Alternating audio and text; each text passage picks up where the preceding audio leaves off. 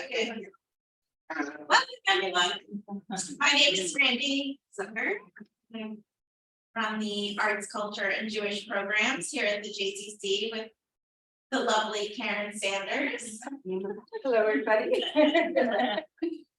Thank you so much for being here this evening and for coming together as one book, one Jewish community to hear all about Women on Fire from Lisa Barr, as interviewed and moderated by our in-house moderator, our very own Lisa Bleich, chair of the One Book Committee. Thank you, Lisa. It's the Lisa. That's right. So I'm gonna turn this over to Lisa Bleich and continue to work on the second night working. Great. So I'm going to stand up while I do the introduction. So it's just so great to be here and have everyone in person. This is our first in-person One Book, One Jewish Community here. And supporting this wonderful event. So I'm really happy to be here, and I want to just do a shout out to our committee. So the people that are on the One Book Committee can just stand up, and I just want to thank them. Good, Shari, go ahead, Christine. Stand up there, Randy, also Sue, all the people that helped us read many books. Lori over there. It was a lot of reading, and we all came to a unanimous choice for Women on Fire by Lisa Barr. So I'm very thrilled to have her here. I'd also like to thank all of our partners, Temple Emmanuel, Congregation Beth Israel, Temple Shalom, Temple Beth El Hayim, Temple Beth or Beit Torah, the JCCs of Middlesex and Metro West. And we're also a proud partner of the Jewish World Council, and they make all of this possible. So we're very grateful to their support. So without further ado, I would like to introduce this evening's speaker, Lisa Barr, who is from Chicago, and she's joining us, but lately from New York, which was a very long drive, and she got out here. So we're very thrilled that she's here. Lisa Barr is the New York Times bestselling author of Women on Fire, The Unbreakables, and the historical thriller Fugitive Color, a suspenseful tale of stolen art, love, lust, art, deception, and revenge on the eve of World War II.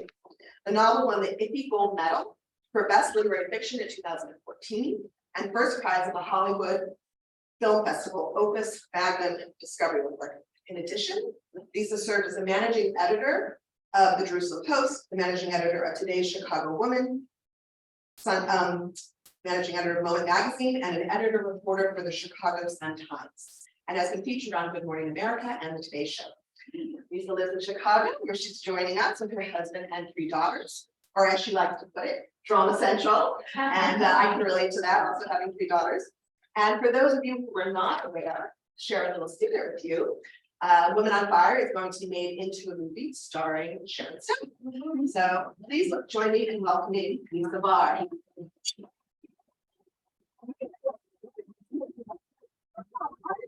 Tell us what inspired you to write Women on Fire, and is it based or on a real TV? So I'm going to answer that question, but I just wanted to say hi, everybody. Thank you so much for coming out. Thank you, Randy, for everything that you did to put this together, and Lisa. And can I just share our little bathroom? Yes, yes. So we were going to the bathroom together. And it turns out Lisa, we both have husbands named David. We have 3 daughters, and our youngest are both in Thailand at the same time. And isn't that crazy? It is crazy. So anyway, yeah, we were meant to be. We were meant to be together next time. So, and I had a little one. So we'll have some fun. Your question was, what inspired this book? Yeah. So I wrote Woman on Fire during COVID lockdown, and I decided that I wanted to write a book that had all the elements that I love to read, which was history, art, passion, risky journalistic pursuits, and of course, strong, fiery women. And so of everything that I've ever written, Woman on Fire is the most personal book because the main character, Jules Roth, is a character that I gave a lot of myself to. So I wanted to go back to a time and place when I was a young journalist before I became old and seasoned and crusty. And at a time when I was in the Middle East in Jerusalem, and I was fearless, I would take on any assignment, and I was idealistic. And so I was not aware of consequences that didn't matter. So I decided I wanted to, have as my main character this young version that I would, with my experience, guide her. She was going to make a lot of wrong turns, a lot of left turns, and in the end, she was going to figure it out. But that was the first inspiration. And second inspiration, given my background in news and in journalism, everything that I've written is has a news hook to it. So this book, the news hook is I don't know if you've heard about this story. It was in 2013 called the Munich Art Forum. And basically, in a rundown, dilapidated apartment in Munich, 1,500 masterpieces were discovered, literally layered like lasagna in this old man's stove, in his food cabinet, just stuffed in there. And the paintings were worth $1.5 billion. So it turns out that these paintings, and this man who was an agoraphobic who lived in this apartment, had these paintings for 50 years, was the son of Hildebrand Gerlit, who was Hitler's art thief, one of 4 art dealers designated to deal in degenerate art, Nazi looted art. So I thought to myself, what if my unscrupulous art dealer, Margot de Laurent in the book, would rob this treasure trove, rob the robber? Is that a crime if you rob the robber? So the book begins there, and then it's sort of, so that was the inspiration. Okay. And I know that you are, that your father was a Holocaust survivor. Yeah. And I'm wondering, why was it that this particular topic, art, was one that drew so much for the story? My dad, he's still alive. Oh, thank God. He's still alive, but really, my best friend was my grandmother, who actually one of the characters in the book, Lillian, Lillian was completely based on my grandmother, who, was a survivor and lost all her family in Auschwitz, and is the voice in my head and the reason I write what I write. But I was a young reporter, and I was given an assignment in 1991. And so this is before Monuments Men, before Women on Gold, before stolen art was kind of pop culture as it is right now. And I walked into the Art Institute of Chicago, where I'm from, and I was covering an event called Fate of the Avant-Garde in Nazi Germany. And on the walls were at least 150 paintings that were labeled degenerate art, art that was considered deplorable, illegal under the Nazi regime. And it had this moment, it was like this aha moment that I had found my story. And, in my house, we discussed the Holocaust, and we discussed what happened. It wasn't like it was closed off, but right.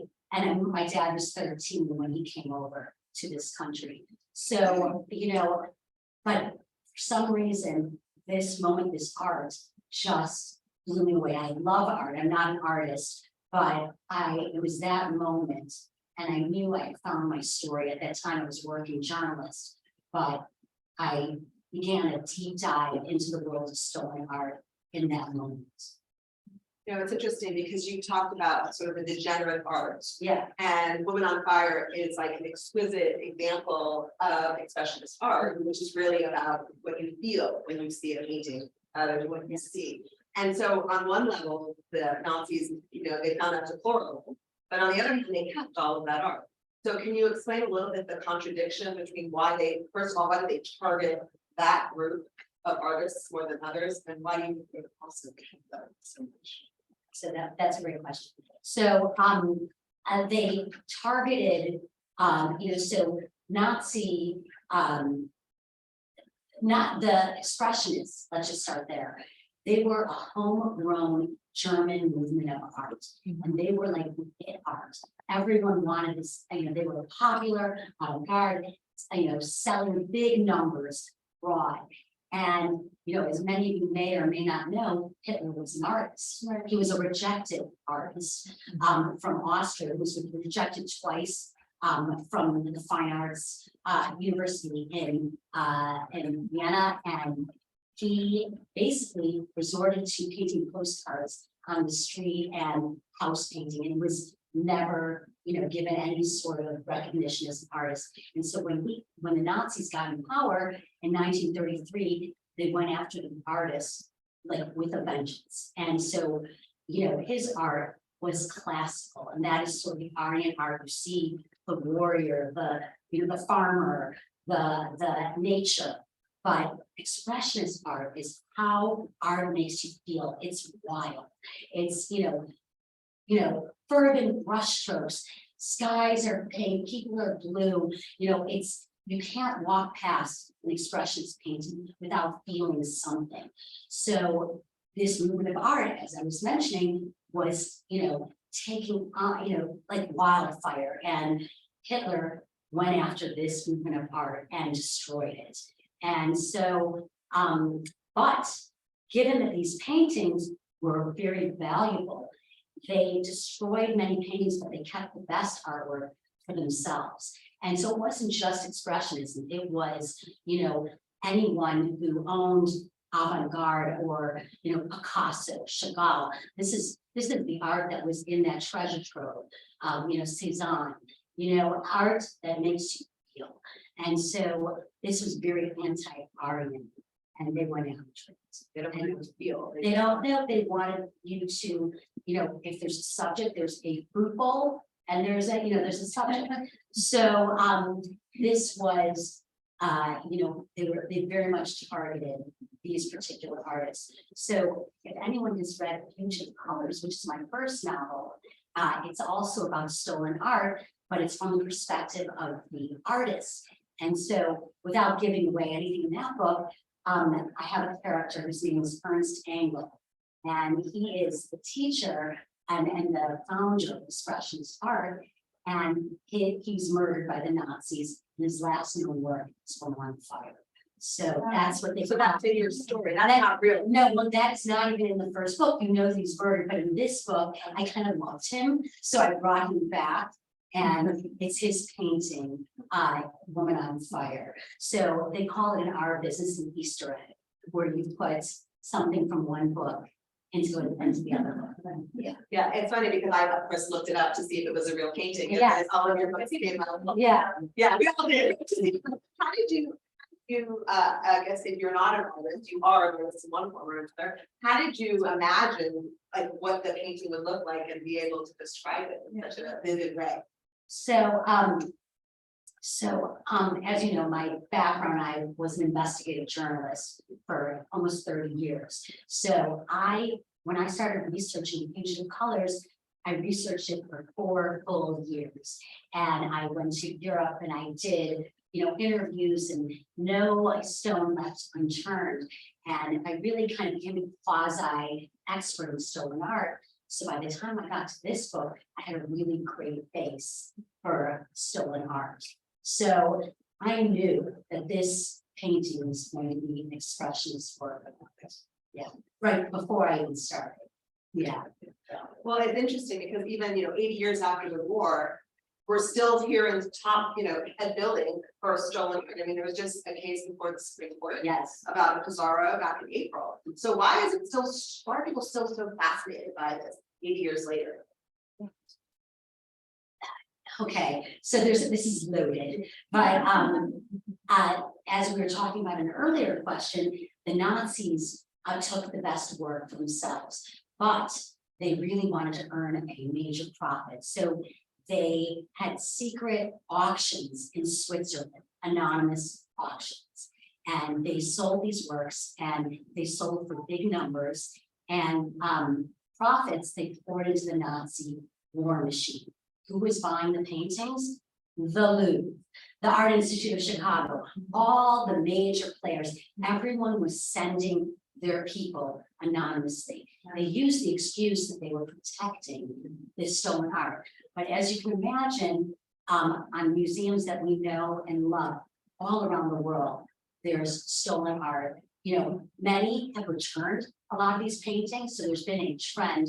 Just recently, the Louvre returned 15 masterpieces, but those were hanging on their walls for 60 years. And so really any art that between 1933 and 1945, where the provenance, the history was wiped out, is suspect. What happened to this art? Who did it belong to? And so what's happening, you know, if you read, let's just say the New York Times in the last 6 months, there's no less than 12 major front page articles on stolen art, basically an 80-year-old story. And the reason is Nazis, the youngest Nazis, the youngest survivors are in their 80s, you know, let's just say, and so they're dying out. What's left are the assets. And what I always say, it's not just assets and money, these are people's lives. This was a whole culture that was squashed, robbed, stolen, you know, and so now it's coming out. And what we're seeing, you know, you're hearing about these court cases. And what's interesting is it's now not just the grandchildren trying to get these paintings back, but the great grandchildren. And, you know, in that treasure trove that I had told you about, while researching my first book, I had met someone whose grandfather was the most prominent art dealer in Paris. And he's the basis for a character in that book. So long story short, she had in that stove that I was telling you about, layered like lasagna, a $30 million Matisse that belonged to her family. And so it took her 9 years. Now you can imagine this is someone with connections, with money, with ability to get art back. It took her 9 years to get that painting. But, and one more thing, just to add to your, we're seeing on the positive, for example, in New York, they just passed a big Holocaust initiative. And any museum that has stolen artwork must now label it or have a plaque that says this is a Nazi looted work of art. So this is a big step, and I really hope that the rest of the world follows New York's example on it. Great. All right, let's dig in a little bit into the book since it is the one book. So you have an amazing way of writing these very strong characters. So at the heart of the novel, we have Jules Rock, who is the young Lisa Barr, making her way through, you know, an ambitious journalist. And on the other side, we have Margot Durant. Yes, right? Yeah, Durant, I'm saying it right. And she is a brilliant, yet albeit ruthless, gallerist. And both of them are good matches for each other. So what was it like writing these strong women with one of them so awful, even though you try to give us a little bit of backstory, and one of them, so how did you come to that? What did you like about writing about really strong women? So, you know, you could ask any writer and we'll all say the same thing. We love writing our evil characters. I mean, it's sort of your darkest impulses that you can't act out in real life. But, or, you know, that mean girl in high school, you know, but anyway, so for me, I'm not sure, did everyone read the book? Because if you didn't, I won't give away any spoilers. Okay, so I knew that I had to get rid of, like, and I loved Dan Mansfield. In fact, my aunt called me up and said, I'm not talking to you. I can't believe you killed him off, you know, but I knew that young Jules, who's a newbie reporter, that Margot would, who's, you know, very seasoned and very, you know, unscrupulous, but she has her reputation that she was really, that Jules was really no match for Margot. And that was Jules' secret weapon because Margot underestimated her. But I knew I had to get Dan out of the way so that Jules was not just going to be his wingman, so to speak.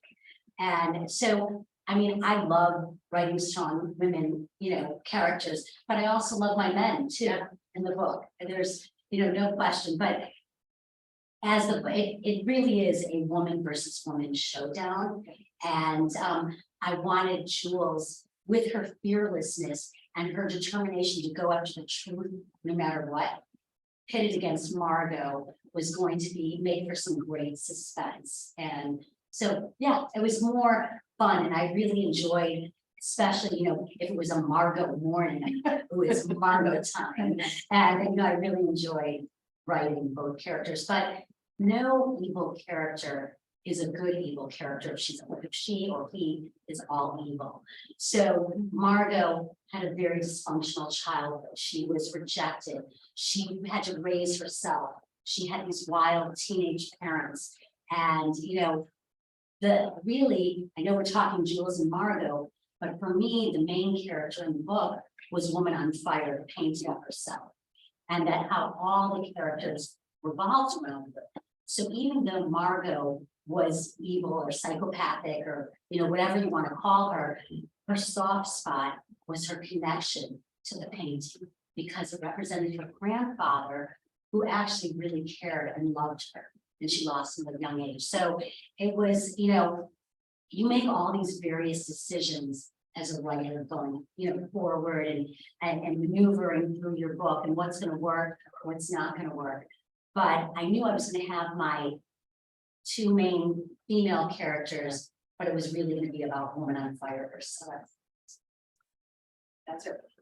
Yeah, I mean, I felt very much that Woman on Fire was a chameleon of a character, because she was so representative of everybody's emotional connection to her, Yeah. From each of the characters. How did you sort of plot out how each one of the characters was going to be moved by her? And did you have a sense as to who really did it belong to? Since they each had all of these strong connections to the painting. So, I think that's the golden question, because everyone, every character has a legitimate claim. Margot's claim in courts is probably the strongest. She had the paperwork. She had, it was in her hands. But, is it Ellis who that's actually his mother? It's not, that's his mother in the picture. It's not, a beautiful scene in the Giornet. It's his actual mother. So everyone had a connection to the painting. And plotting it out, so are you asking my process in plotting it out? It's the process. So, a lot of writers are kind of divided between plotters and pantsers, meaning those who plot out everything and those who fly by the seat of their pants. And so I'm sort of a hybrid. If you came to my house, you would see my kitchen table with the leaves pulled out, with all my note cards, all the sticky notes, very much like Jules, and that table and our dining room table, the same thing. So this is like a 2-week period. And my poor family's like sitting at the coffee table, eating their dinner there. And basically I'm the mad scientist. And so I plot everything out. And with history, you have to get it right in terms of a timeline. And so I study it, I feel it, I take it inside, I push it aside, and then I start to write, and the characters take me in all different directions. And then I sort of have this, my writer friends tease me that I have this quirk, kind of my good luck charm. So before I turn in my manuscript, I read it aloud to my dog. Okay, so who loves everything I write, but literally she's by my side, just there. And but there's a reason, because when you type a book and you're looking at it on your laptop, it reads a certain way. It has a whole different feel when you print it out in its pages. And I'm sure you know the difference between when you hear a book audio or you kind of read it. It's a whole different feeling. But when you read a book aloud, you can hear the dialogue. You can hear if the description is going so long that you're thinking to yourself, oh my God, I'm bored. So, I'm going to cut this out. Or you can know that the word metamorphosis is on page 32 and it's also on page 57. And so you really get a feel for the book. So that's kind of my process. I do a lot of interviews. I love research. I'm a research geek. I have everything surrounding me. And that's very much goes back to my journalism days. So So we talked a lot about female characters, but you said you also love your male I characters. did. And so one of the things that struck me as I was, just sort of preparing for this, that Dan, Ellis, and Adam are all adults, recovering addicts. So tell us about what drew you to that storyline.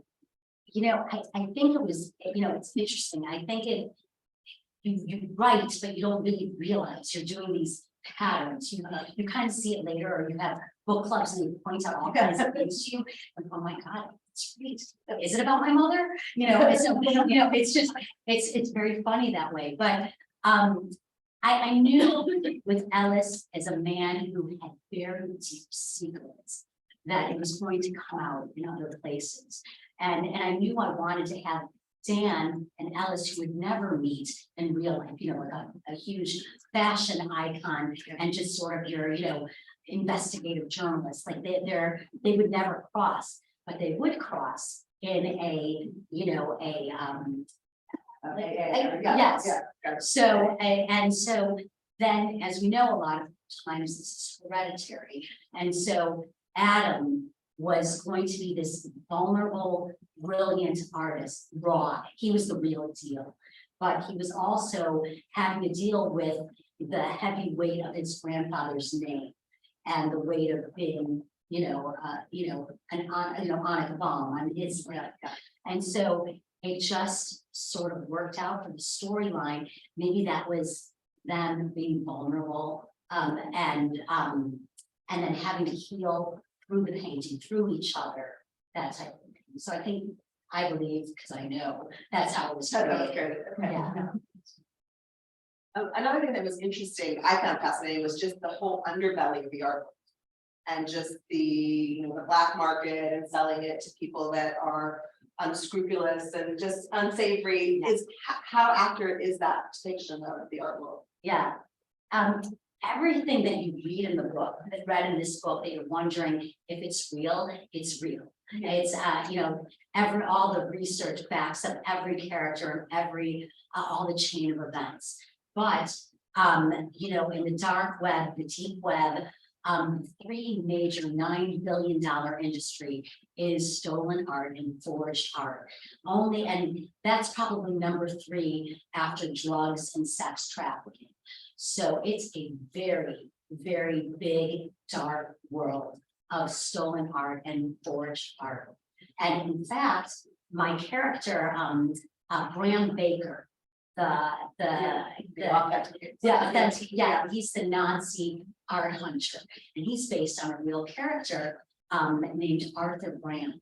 So every step that I would do research, I kept coming up to the same name, Arthur Brand, Arthur Brand. And I'm like, who is this guy? I have to find him. So I tracked him down, and he's in Amsterdam, and he's known as the Indiana Jones of the art world. And so I got a hold of him, and I said that I am working on a character based on you. So we agreed to meet in Amsterdam, but it was, our interview was scheduled, I had the flight and everything, March 14th, 2020, of course. And so, I was so disappointed not to meet him, because he's the guy, most important stolen artworks, the most important forgeries. This is the guy, and I was finally meeting the guy. And so, but we developed a friendship over social media, and he wrote a book, and there's a big series in Amsterdam, maybe a months ago called The Art Detective. That's his series.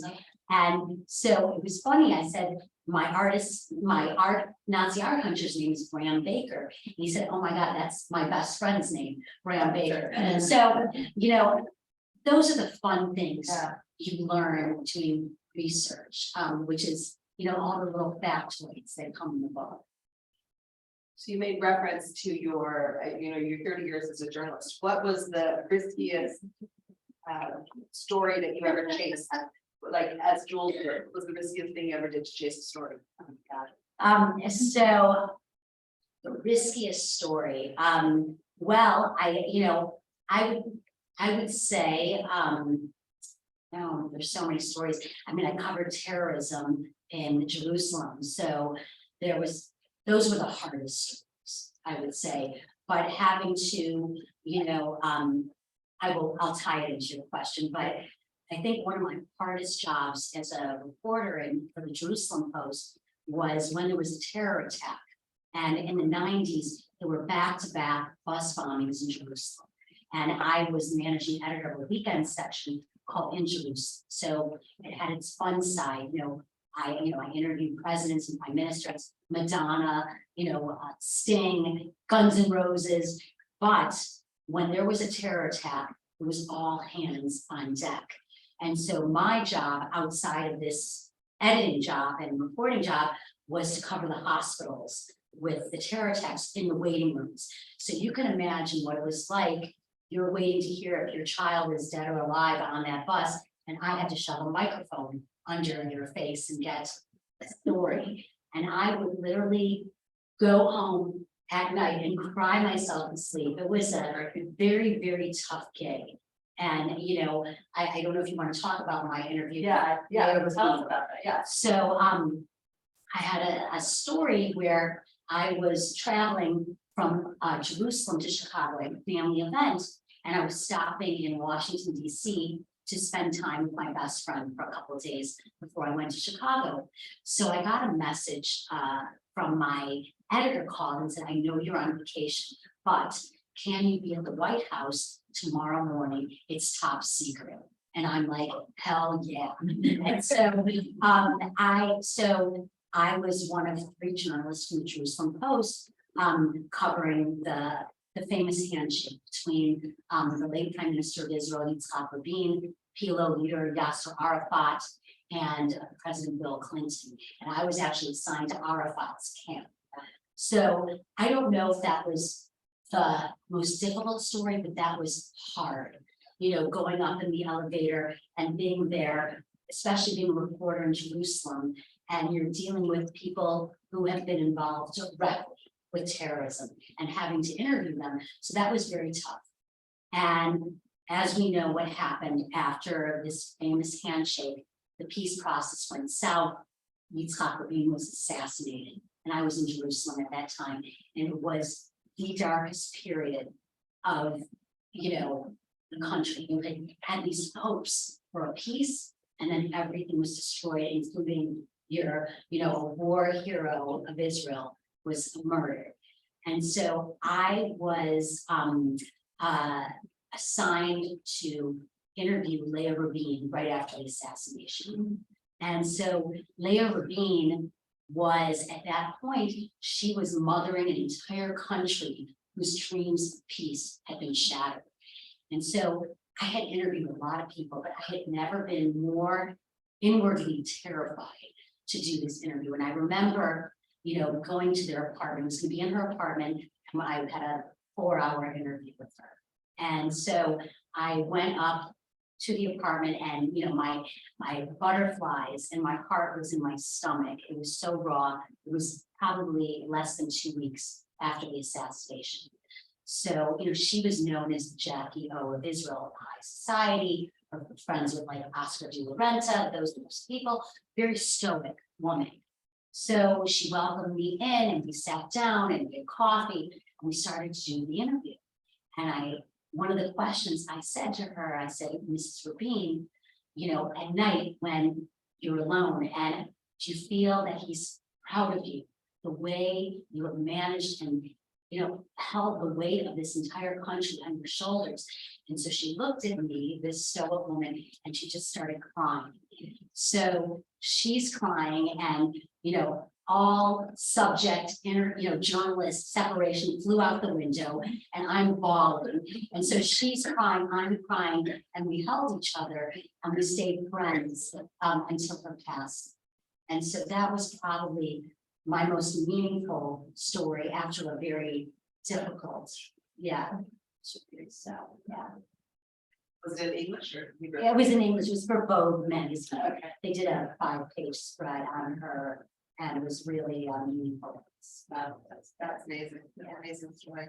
Well, tell us a little bit about what you want on next. So every time so for my middle book, it's The Unbreakables, was my first book was stolen art, it was historical fiction, it was over a 10-year period, babies, marriage, divorce, marriage, like life. And, it literally took blood and guts out. And so I thought, what, I want to do something that's a little bit more fun. So my middle book, The Unbreakables, is very sexy women's fiction about a woman who loses everything. It's sort of wrapped around the Ashley Madison scandal, if you remember that.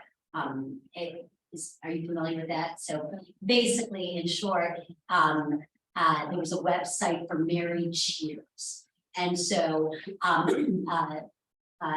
hackers exposed the site, revealing all the cheaters in the country, basically married cheaters. And so my novel kind of starts there. And what was your question? You're working on that. Okay, so my point is this. So then with this book, I kind of came back to my roots of stolen art and investigations and suspense. So every time I try to walk away from World War II, I'm kind of pulled back in. And I sort of, in these times with the surge of anti-Semitism, I said to myself, you're not going anywhere. You're staying in World War II because that's what you're going to do. And it's important that you stand up, that you keep sending a message through historical fiction and do what you gotta do. So this new book is about a legendary Hollywood actress, think old Hollywood, a femme fatale. And she has a very dark secret past during the Warsaw Ghetto uprising. And her past is coming to haunt her. So that's what I'm working on. Yeah, it's called The Goddess of Warsaw. Yeah. It's interesting that you say that, because every year we say, we're not gonna pick a Holocaust book, we're not gonna pick a Holocaust book, or a World War II book, and every year we pick a book.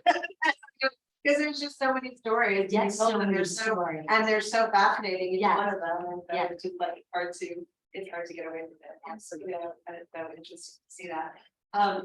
So you mentioned that Jules is kind of the character that most resembles you. Do you have pieces of yourself in any of the other characters? So, yes, I do. I also wanted to share that I actually gave Jules my own backstory, a personal backstory. Oh. Yeah, That was you?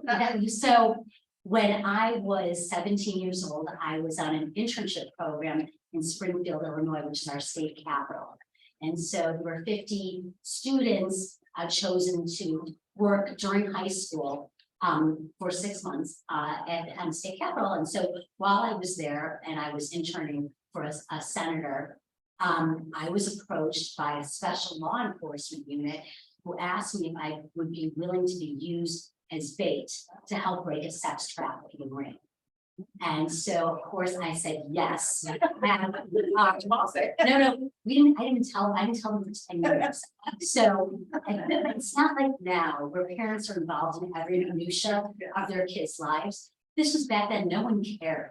So, you just as long as you were home for dinner and did your homework, so I could go being baited for sex trafficking, no one would notice.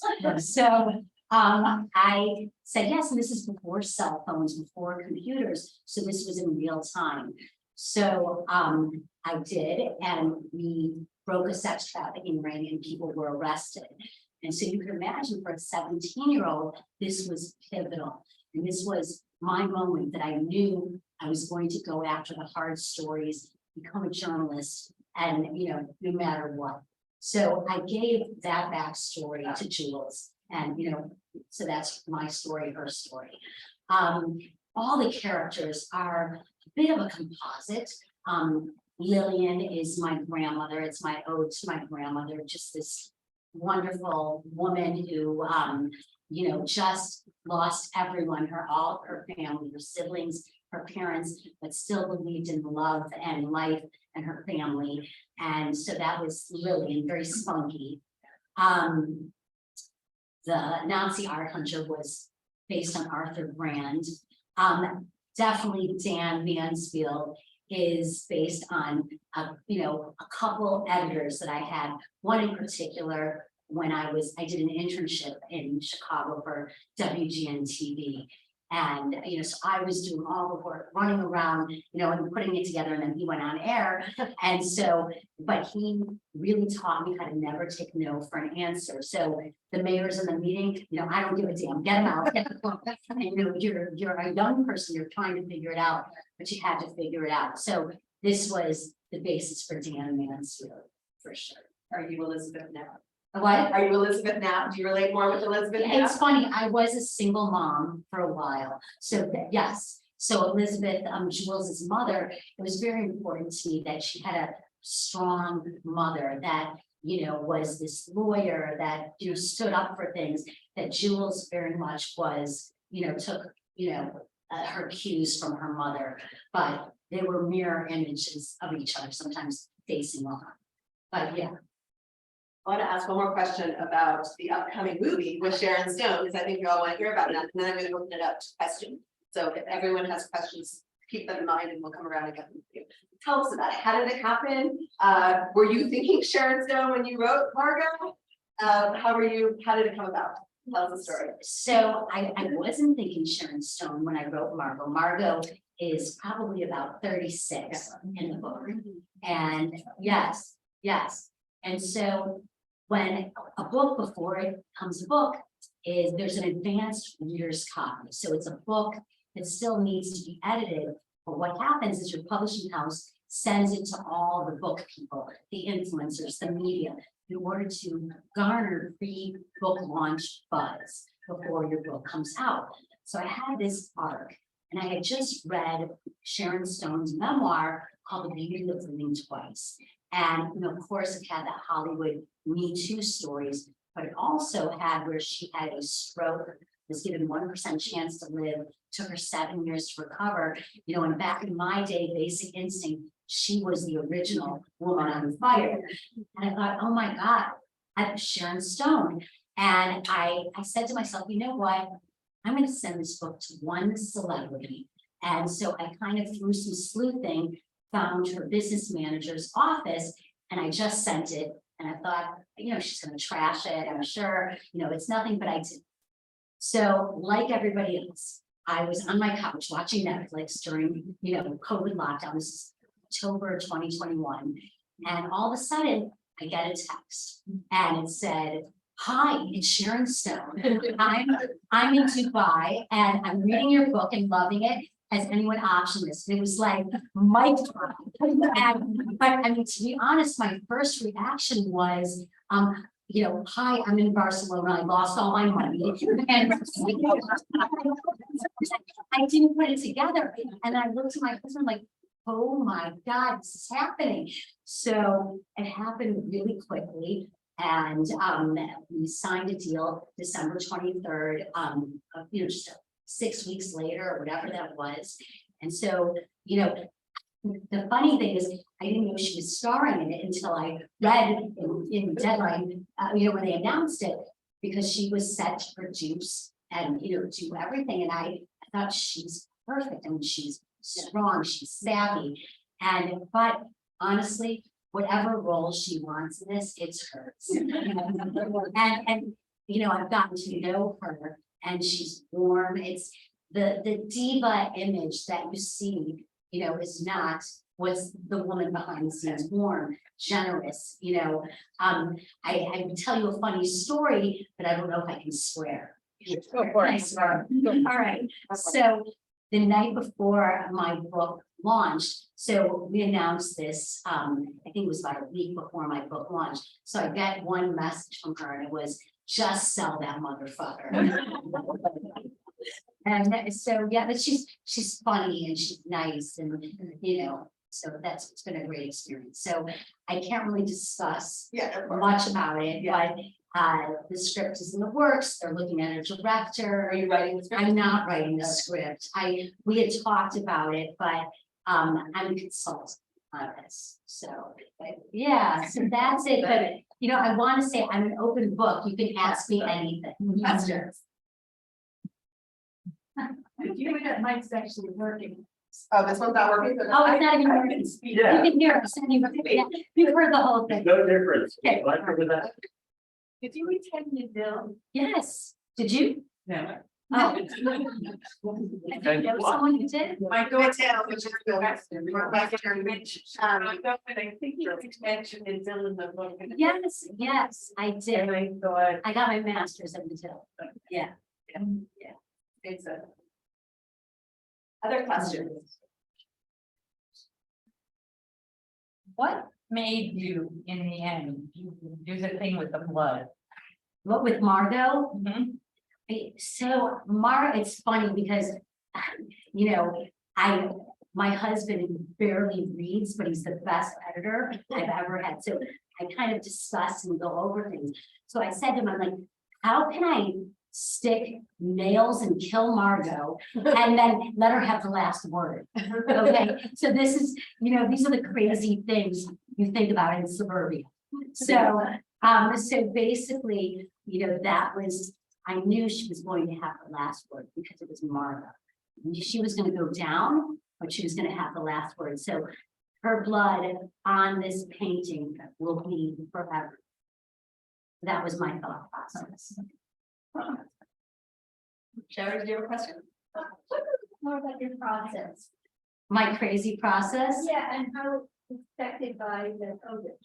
And You know, so I would have to say I was sort of one of the lucky ones during COVID. All my writer friends were a mom of young kids. It was so difficult. I mean, you had the kids home, the Zoom, very difficult to write. Those of my friends with books that came out during COVID, where every book about was canceled, was a crisis for a lot of people. So all these new, I don't know if any of you are involved or are part of like book salons or Facebook groups that have book, you know, so all those sprouted during COVID, which was, and you know, amazing and helpful. So the beautiful thing I would say, and I'll get to where I fit into that, is that all the authors rallied around each other and tried to lift each other during that, because all you think about to yourself is, oh my God, what if that was my book? So my, you know, Unbreakables came out in 2019, but it was February. So I had like 2 months worth of back-to-back book events at launch, everything. So it was out there, you know, at that point. But those who didn't have it, we had to really rally around. So I felt like during COVID, I have 3 daughters, 25, 23, and 22, and everybody came home. So I was so happy to have the nest full, because, you know, it's not like if they were in high school, like, please leave, you know, but at this point, you know, they're amazing and they're interesting, and, you know, it was great having them home. So for me, I would sit at the kitchen table and I was working on this 24-year-old journalist looking over my laptop at my 24-year-old daughter. So that was a really great part of the process. So I don't know, I saw a lot of silver linings for my family during COVID because I had them all home and together. And I was, you know, I wrote this book in 9 months, working 10 hours a day, 7 days a week. So I didn't let up. I'm very disciplined, you know, and especially when my kids were younger, with my earlier stuff, you know, with my eldest daughter, I was literally nursing and typing one-handed, you know, or you have a 20-minute video and you write. So I'm a writer who doesn't have writer's block because I'm so used to like using these blocks of time and like trying to steal time wherever I can get it. So I'm a morning person. I wake up early, I write, but I don't have kids at home, so time is my own. And so I'm fortunate to have that, you know, at this point in my life. But there was a point where it was tough and everything was wrapped around the girls' schedules and what I can, you know, while they were doing homework, I was writing. And so I don't know if that answers your question because I talked a little bit about the plotter pantser thing before, but yeah. are any of your girls showing that they're interested in writing? No.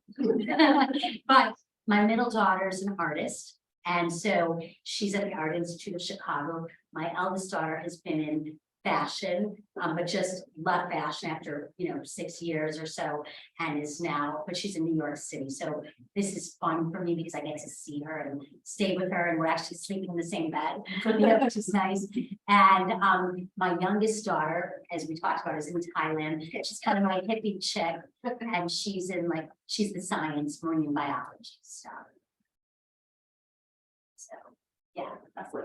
Hi. Hi, what prompted you to pivot from investigative journalism to historical fiction?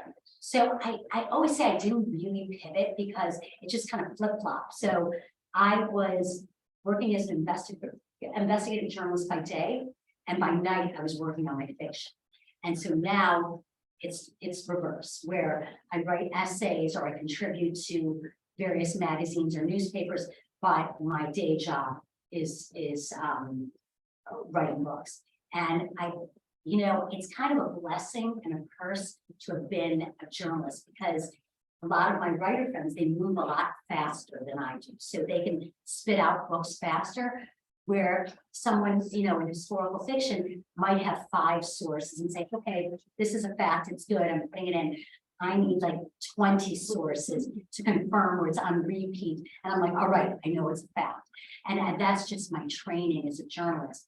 But so that slows me down.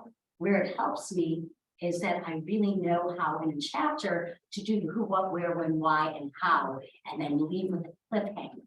Like I have that training, so that's where it helps me. Yeah, hi. Did you consider alternative endings? And if so, what was some of the thought that you might consider? Did you want an alternative ending? So it's interesting because I knew the ending, I knew where it was going to go. I knew that Alice was never going to see the painting, actually see it. And the reason is because it's an expressionist work. I knew we were going to feel it. So if you have that scene at the end where they're describing and he was visualizing his mother's hair, from head to toe, I knew he was never going to see it. It broke my heart. I wanted him to see it. And I know a lot of readers wanted him to have that moment, but I knew that was going to happen. I wasn't sure who asked the question about the ending with the blood, how Margot was going to die. I had various scenarios with that until I kind of came up with this one here. But the rest of it, I knew where it was going to go. I would say a lot of things in the middle were a little bit more uncertain, but I knew where I was going to end up for sure. I guess. Did Margot score by the forgery or the original painting? Did Margot's what? Score by the forgery or the original? No, he had the original painting. The forgery came right after that, where the painting went back to Germany and to Ellis's friend. I don't know if you saw, that was something that I had discovered. We had talked about this, that Hugo Boss, in my research, I found out that he had designed the uniforms for the Nazis. So and not only did he design the uniforms, he was right up there with the Nazi elite. He was a rabid anti-Semite. And I mean, we see a lot of these companies, Adidas, a lot, Christian Dior. There's a crazy story there where he was, designing for the Nazis while his sister was in his basement with the resistance. I mean, crazy stories that a lot of these designers, did some bad things during World War II in order to survive. But at that point, I knew I was going to take this Hugo Boss fact that I had discovered during research and turn it into that it was Ellis's father's best friend, and that's when the forgery took place. It was actually, he saved the painting for his best friend, even though he was involved with Hugo Boss as an executive. So it's all these decisions that you have to make along the way in order to make it work, in order to be authentic and stick to the story. Yes. In the beginning and in the end, there is something about following the rule. Yes. Brings it up. Was that something that came from your youth as a journalist? 100%. That's a really good point. And so, if the rules are broken, that's when bad things can happen. So that was Jules, who, you know, was our heroine in the young, but when she made that left turn because she was mad that she wasn't at that meeting, and she went, that's where, you know, that's where the good suspense comes in, because you're like, oh no, don't do it.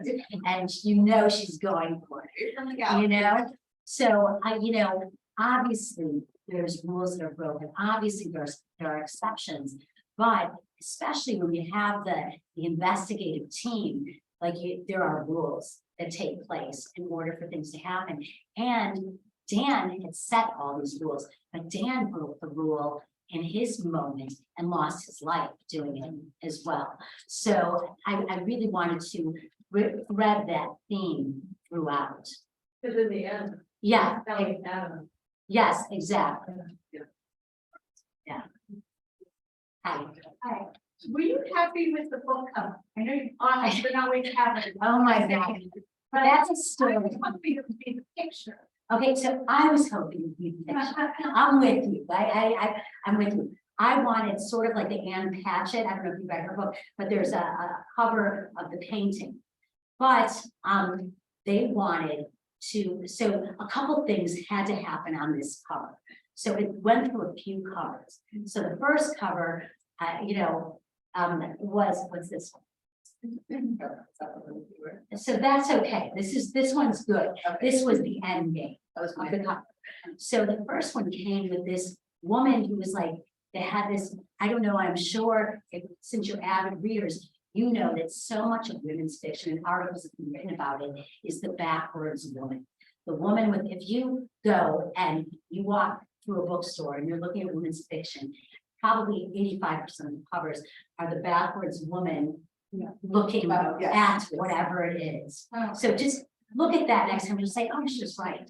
But so anyway, so the backwards one is on the cover. They wanted the backwards. And but they gave me this woman who was like this Amish woman. I'm like, who is this Amish woman? So I was like, no, I was freaking out. And my agent saw, just, I hate it. I'm on it, don't worry. And but they wanted a historical fiction. So if you look at this, this has three things in here. It has the painting, which is what I want. It has the backwards woman, which is woman's fiction, what they wanted. It has the history in order to make it historical fiction. And so it's very, very thought out. Who is buying this book? What is this book? The problem with my book is, you know, it was a bit of a mutt. It was history, but it was not straight on historical fiction. It was thriller historical fiction. There was passion in it. There were various things. So they were trying to figure out what to do for the cover. Even it had a different cover. I know this is not gonna, you know, you don't care about this, but this painting was straight down in the original book. But sales team, oh no, the book was the Barnes and Noble fiction pick from March. Okay, Barnes and Noble wanted the painting to be slightly turned a little bit. So back to the drawing board, all the covers became with a painting that was slightly, you know, askew. So it's very, very thought out what the covers. But you never saw the painting. You never saw the painting, which is kind of great because I think I described it at least 6 times, and it leaves it for your own imagination. Anything about any stories about the title? No, Was that that was always always, my titles have been my titles, you know, okay. the one thing I do have in my contract is that I'm sort of known as a genre jumper. So I went from Future Colors straight on historical fiction and to The Unbreakables, which, as I mentioned, is very sensual women's fiction. But I have in my contract that I can jump genres if I want to. And so I just, you know, for me, I'm moved by the story. What's the story? And I actually have this like physical reaction that happens in my body. Like I get the chills, I can feel my blood moving, and I start to sweat. You know, it's just a real, you know, reaction when I know that I found my story. So yeah, that's how the cover came about. Wow, okay. Yeah. I think I was expecting like I think Woman in Gold, you're. Right, right. Okay. And that was my original hope, that was gonna be the cover, and then but this cover's done well. Oh, I can't wait to see what they do with the movie then. Yeah. That's right. Will they show the picture? I feel like, I mean, we've discussed, how it's going to be sort of the end unveiling slowly, almost when Ellis is feeling it and they're describing it, the viewer will see it. At the same time. But no one knows. So keep it Under wraps. All right, last question, and I think we want to have time for book signing. Yeah. So, did you have a? Just a quick one. Can you clarify how the original got from Margot's grandfather to, that Dassel, was that his name? Oh, to Dazzle. So don't you remember, they came for the paint. They took the painting from, and so it was, so again, those auctions that I told you about, there were paintings that were chosen in 1939, these Swiss auctions that took place for the most prominent paintings. So the painting was taken from her grandfather to this auction, and from the auction, it went to the Dazzles. All right, well, thank you. This has been. Thank you.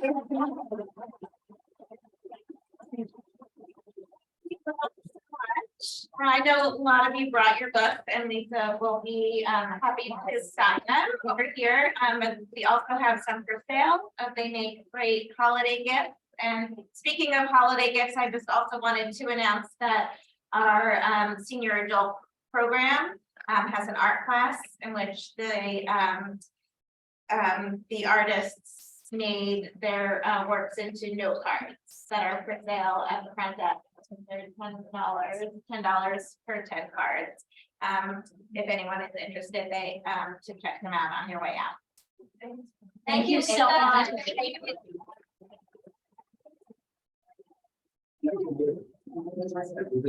Great.